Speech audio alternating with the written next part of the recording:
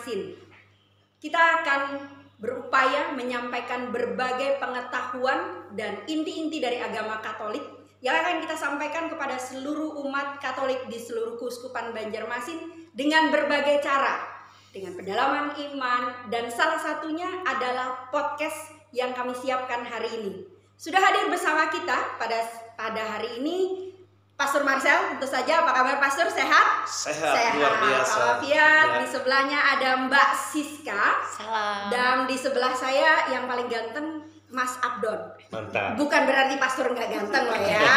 Baik, kali ini kita akan membahas sesuatu yang mendasar sekali, yaitu tentang sakramen baptis. Sebelum kita tanya-tanya yang betul itu apa atau yang pasti itu apa, yang pasti akan kita dapatkan dari Pastor Marcel.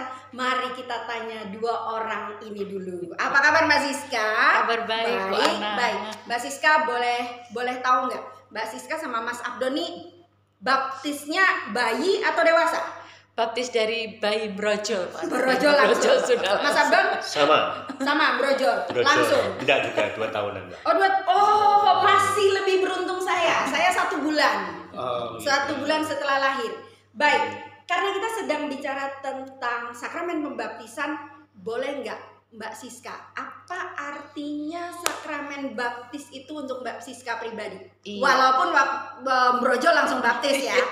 Gimana Mbak Siska? Iya, setahu saya baptis itu ya karena kita Katolik itu sebagai syarat sebagai orang Katolik harus dibaptis. Itu jadi, aja sih. Kalau mau jadi Katolik atau Iya. mau disebut Katolik harus baptis dulu. Betul sekali. Oke, kalau Mas Abdon? Saya melihat baptis itu sebagai pintu masuk keselamatan. Karena apalagi baptis itu adalah rahmat yang istimewa yang diberikan kepada saya karena saya yang tidak ada apa-apanya itu diangkat menjadi anak Allah. Luar gitu biasa. Ya. Jadi walaupun kita ini dengan penampilan masing-masing gak ada yang cantik banget, gak ada yang ganteng banget, tapi kita semua anak Allah. Anak Allah. Iya, anak Tuhan Yesus. Baik, supaya enggak kemana-mana, mari kita tanyakan dulu sakramen baptis itu sebenarnya apa? Ada Pastor Marcel di sini, silakan Pastor. Ya baik Bu Ana, Pak Abdon dan Bu Siska yang dikasih Tuhan. Kalau kita merujuk kepada arti katanya secara etimologis, itu baptisan berasal dari bahasa Yunani, baptiswin. Itu mengandung arti menyelupkan atau menyelam ke dalam air. Itu sesungguhnya arti baptisan. Dan baptisan itu berkembang. Tetapi pada prinsipnya, pada dasarnya ini adalah suatu ungkapan yang berasal dari orang-orang Yahudi. Itu merupakan adat istiadat dari orang Yahudi untuk menyucikan diri dari kenajisan, dari kekotoran dalam diri mereka, sehingga upacara-upacara itu supaya mereka bisa masuk ke bait Allah. Jadi semacam kita membersihkan diri. Ya, yang utama berarti di situ seperti kita juga di Katolik ada unsur air. Airnya. Oke. Itu materialnya air. Air harus ada. Air. Saya nggak akan tanya secara detail Pastor. Ya. Cuman belakangan ini tuh ada satu hal yang selalu mengganggu pikiran dan saya yakin juga yang di rumah juga akan berpikir yang sama. Ya. Tadi Pastor bilang diselamkan, ditenggelamkan dalam air. Lalu belakangan ini orang ribut kalau kita kok baptisnya dikucurin, bukan ditenggelamin. Itu ya Pastor. Bagaimana menurut Pastor? Memang pada awalnya di zaman Yesus kita harus melihat konteksnya. Di zaman Yesus itu karena sungainya juga cukup banyak di sana dan ada, maka mereka baptis selam dalam air.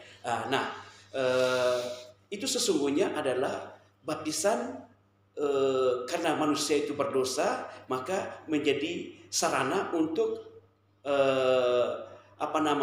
orang-orang yang berdosa itu dipertobatkan melalui air. Dibersihkan begitu.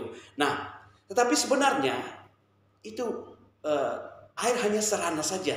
Oke. Tetapi yang paling utama adalah keyakinan orang itu untuk berjumpa dengan Tuhan. Ya. Nah, itu sesungguhnya. Jadi tidak masalah ya Pastor ya. Terus saya juga soalnya mikir begini, kalau harus baptis selam, memang perlu ya di gereja Katolik harus ada kolam?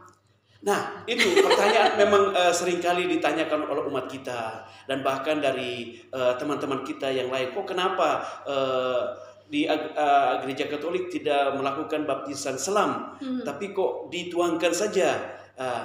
Itu sesungguhnya ada hal yang boleh katakan ada pertimbangan, pertimbangan tertentu. Misalnya orang di kota besar tidak mungkin ada sungai ada di situ. Betul. Itu secara sosiologis kita bisa perhatikan. Nah, jadi gereja Katolik melihat praktisnya. Oh iya. Praktisnya supaya makna dari baptisan itu tidak hilang. Yang penting ada unsur air ya. Dan ada forma. Ada forma ya. Forma itu yang buat kita penting. Itu yang harus menjadi yang utama. Tetapi air ini, unsur air yang mengalir. Ya. Air yang dicurahkan. Kepada si calon baptis itu. Seperti itu. Baik. Ya. Kalau tadi kita dengar hal itu, ya nanti teman-teman kalau yang di YouTube mau komen, mau bertanya, silahkan kita akan jawab setelah ada pertanyaan-pertanyaan itu misalnya, atau bisa menghubungi kami lagi untuk menjawab lebih detail. Tapi kalau kita gunakan hari ini untuk lebih detail, sayang waktunya. Ngomong-ngomong, yang 2 orang teman saya ini ternyata itu baptisnya baptis bayi. Pertanyaan saya, emang ngerasa waktu dibaptis? Enggak ya? Saya juga enggak. Lalu Mbak Siska, sampai di titik sekarang masih tetap Katolik, itu bagaimana mungkin? Padahal waktu dibaptis enggak tahu loh dibaptis. Betul sekali. Ya pastinya orang tua selalu mengingatkan pada diri saya bahwa kita ini orang Katolik. Kita Katolik, ya rajin ke gereja, berdoa, sembahyang rutin. Terus itu yang harus jadi komitmen yang melekat sejak kecil, ya sampai sebesar ini Bu Ana. Sehingga ya ketika sudah berkeluarga, mengingatkan kembali kepada anggota keluarga, kita orang Katolik loh, ya harus minimal, ya ayo sembahyang, rajin ke gereja. Itu sih simpel Bu Ana. Kalau Mas Abdul? Sama, orang tua juga. Orang tua. Jadi orang tua, karena kita kan nggak tahu apa-apa, orang tua yang memberi teladan, memberi nasihat supaya hidup di gereja. Artinya gereja itu menjadi ya rumah kedua lah bagi kami juga secara keluarga itu. Oke. Karena kalau jadi tiap orang itu diteladani orang tuanya itu dengan cara yang berbeda-beda. Pastor tahu kalau saya itu karena papa saya tentara, papa saya nggak mau tahu. Kalau dia bilang bangun ke gereja, nggak ada alasan bangun dan harus ke gereja. Kalau papa saya bilang tidak ada yang mazmur, anak kamu mazmur, saya bisa. Papa aku nggak bisa. Papa bilang anak mazmur dengan dia melotot. Tapi puji Tuhan, itulah cara orang tua kita masing-masing untuk membuat kita jadi Katolik seperti sekarang. Nah, mari kita tanyakan langsung sama pastor, bagaimana sebenarnya peranan orang tua di dalam hal ini. Silakan. Oke, baik Ibu Ana. Sesungguhnya baptisan bayi itu ada pihak-pihak tertentu yang menolak, tapi ada pihak-pihak tertentu yang menerima. Nah, tapi gereja Katolik ketika melalui proses yang cukup panjang, itu kalau tidak salah di abad ke-3 atau ke-4 mulai baptisan bayi. Nah, baptisan bayi itu sesungguhnya ya menjadi pertanyaan, siapa yang bertanggung jawab iman si anak ini? Iya, betul itu Pastor. Yang paling utama yang bertanggung jawab terhadap iman anak ini adalah orang tuanya. Ya. Nah, orang tua itu menjadi sokoguru dalam menghadirkan iman di dalam keluarga. Nah, tidak hanya orang tua, tetapi ada wali baptis. Nah itu dia. Nah, kedua pribadi-pribadi ini menjadi semacam tali yang mengikat anak ini supaya menjadi pribadi yang utuh, integral dan beriman. Seperti itu. Jadi peranan orang tua dan wali baptis itu sangat penting karena orang tua itu adalah orang Katolik dan diharapkan juga wali baptis adalah orang Katolik yang berdomisili tidak jauh dari lingkungan itu supaya bisa memperhatikan perkembangan iman anak. Begitu Ibu Ana. Oke, baik. Mengenai wali baptis. By the way, Mbak Siska tahu nggak wali baptisnya siapa? Ada sih dulu dikenali. Cuma ya mohon maaf mungkin sekarang sudah almarhum. Gitu ya. Kalau Tapi Pak masih Abdon, ingat masih pesan-pesannya ingat tapi ya. ya. Masih ingat. Oke. Kalau Mas Abdon? Saya kenal karena satu baris di rumah saya. Kalau kata orang Parsel itu deket, cuma halat 5 rumah dengan saya. Oh, bagus. Dan orangnya memang veteran tentara juga, veteran, tapi dia kalau kami ke gereja itu ditungguin. Ditemenin Iya, gitu ya. ditungguin. Jadi kami kenal baik, namanya Pak Haji Subani, sudah almarhum di atas. Luar biasa. Gitu ya. Saya sih kebetulan nggak kenal, tapi karena ada surat baptis saya kenal orang itu siapa. Papa saya cuma kasih tahu waktu kecil saya pernah lihat itu orangnya, tetapi kebetulan orang ini justru tidak dekat. Jadi Pastor, mengenai wali baptis seperti ini nih, apa memang harus dipilih atau bagaimana Pastor? Itu bagus, pertanyaan yang sangat bagus. Dan sesungguhnya wali baptis itu dipilih oleh orang tua dan bahkan diketahui oleh pastor paroki. Iya, kalau kita orang Flores itu biasanya orang orang tua serani kita Orang sebut tua ya Pastor. serani. Itu biasanya Orang tua justru serani. menganggap kita seperti Persis, anaknya ya. gitu kan? Mengapa kita harus memiliki wali baptis? Karena perkembangan kita itu ditentukan juga atau ditunjuk oleh cara hidup dari orang tua kita dan juga wali baptis. Nah, wali baptis mengapa sangat penting untuk wali baptis? Yang pertama, ketika mungkin anak sakit, anak baptisannya sakit atau mengalami sesuatu yang kurang bagus dalam perkembangan imannya, ia selalu memperhatikan, menegur, bahkan mengunjungi saat ulang tahunnya. Itu memperkuat iman anak ini. Maka begitu pentingnya peran wali baptis. Dan dia juga di saat-saat tertentu berkunjung ke rumah. Bagaimana, apakah hari Minggu dia ke gereja atau tidak, apakah doa pribadi, doa-doa pokok sudah dihafal atau belum. Inilah peran wali baptis. Dan tidak hanya itu, ia juga harus membangun sebuah relasi yang harmonis dengan baptisan atau dengan anak baptisnya itu. Boleh dibilang sebenarnya wali baptis itu jadi orang tua kedua kita dalam urusan iman, barangkali seperti itu, Pastor. Ibu Ana, saya menceritakan sedikit. Saya sampai ditabiskan jadi imam ketika saya misa perdana, wali baptis saya masih hidup. Wih, itu luar biasa. Itu dia merasa bangga sekali ketika anaknya bisa ditabiskan menjadi seorang imam.